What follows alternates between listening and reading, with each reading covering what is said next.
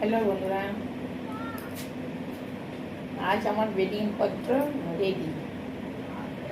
এখন আমি যাচ্ছি কলকাতা থেকে কুচবিহার, আর এখানে থাকছি না।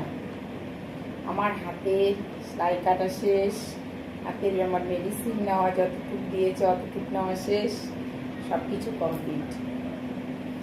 এখন আমি কুচবিহার, তাই আমার একাই বেরোচ্ছি। ও এখনো আসেনি জুগি থেকে। ট্রেনের টাইম 4:30, তাই আমার শিয়ালদা যেতে একটু সময় লাগবে।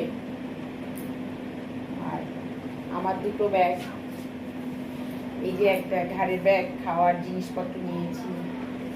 এই যে একটা ট্রলি ব্যাগ, এটাও প্রচণ্ড ভারী হয়ে আছে।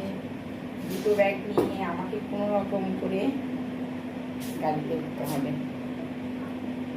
তাই আজকে আমি খুবই আনন্দিত, বাড়িতে যাচ্ছি যেহেতু। আর